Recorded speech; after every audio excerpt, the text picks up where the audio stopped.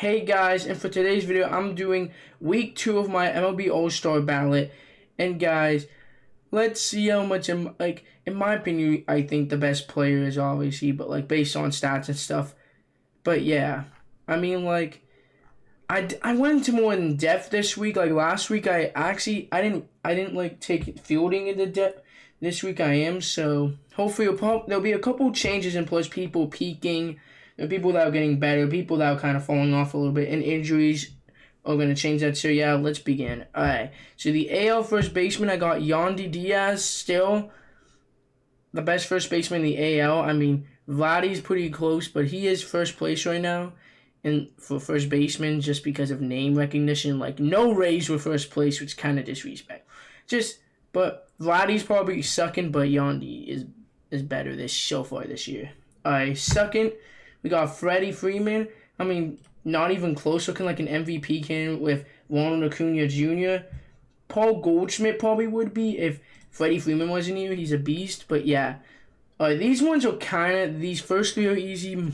Second base, Marcus Semien, another easy one, having a great year. One of the biggest reasons why this Texas offense is one of the best in the league and stuff.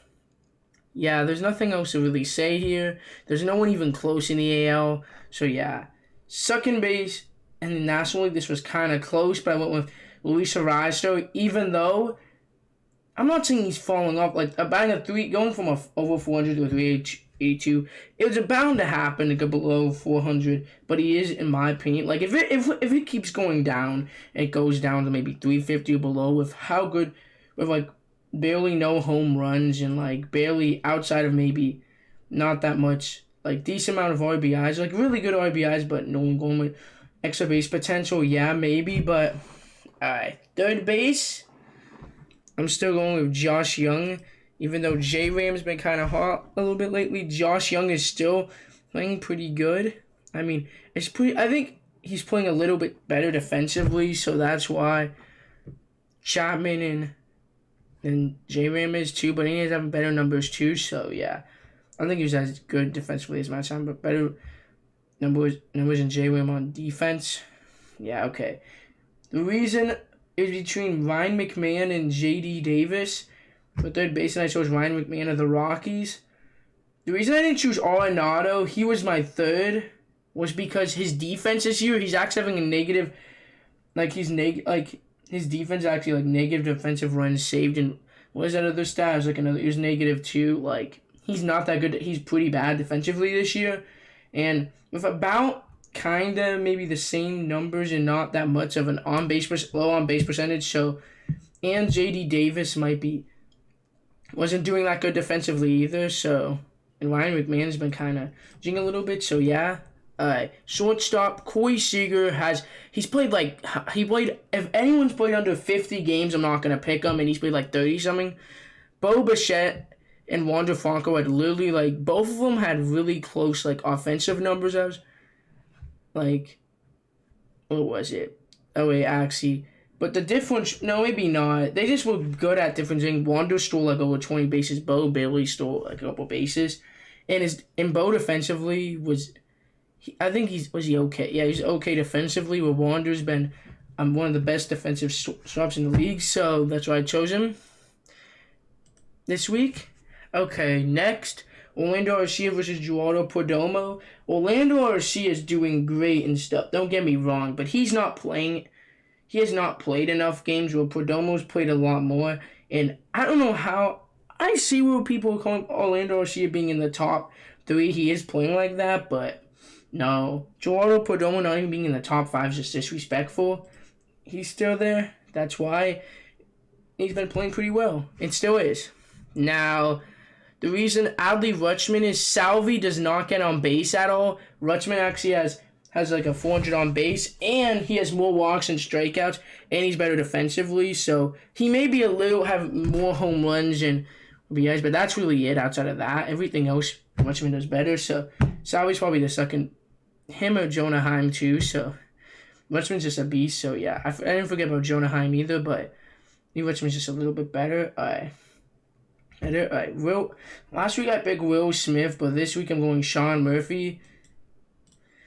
Yeah, about the same, but he's doing a little bit better defensively. They're about equally in my opinion, but he's doing a little bit better. So yeah.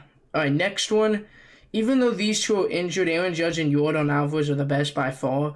Their hitting's amazing as usual. Judge defensively, like just robbing homers because of his height, but yeah, okay. Yordan not being not the best defensively, but the hitting is so good it doesn't really matter. And my third, Randy Arozarena, who's a beast offensively and defensively, and been the biggest reason why this Rays team has been one of the biggest reasons why this Rays team has been good on offense. Him and Wander Franco too, both of them. Outfield, I'm going to do Corbin Carroll, Ronald Acuna Jr. Those are two obvious ones, two of the best in the NL by far. I really wish I could have picked Swinski. He was in there, but he's been a beast these last couple games. Dude, he hit 2 homers last night, so that against the Cubs, but he's inconsistent. He has a good on base, but not as good as. But his defensive, he's not that good defensively. But Mookie Betts, who is, that's why his Lourdes Gurriel was okay, but it was between Mookie and Lourdes Gurriel, but Mookie defensively is one of the best defensive outfielders in the league. He was in league, so yeah. Designated hitters, I only went AL. It was pretty obviously Shohei. It's a beast all around. Beast hitting, beast pitching. I mean, probably the MVP in the AL because Judge is injured, got injured and stuff, so yeah. All right, NL, Morales barely played like 20, 30 games. I don't remember. Jock Peterson hasn't played that much either, so my next option was JD Martinez, who's been really good this year and probably the best DH consistently. Like, even though he's only barely played over 50 games and stuff, where a lot of the guys that were top 5 and like top 3 in my opinion didn't really play that many. But yeah, I think he's probably the second best. Like, he is the best, but like numbers wise, he probably is the second best or third best. So yeah, guys, this is my week 2 All-Star ballot, and guys, I really hope you all enjoyed the video. Till next time, next week I'm gonna post one more, and then I'm gonna do one for just voting for one video for my starters. And guys, I hope you all enjoy. Till next time, peace out, bye.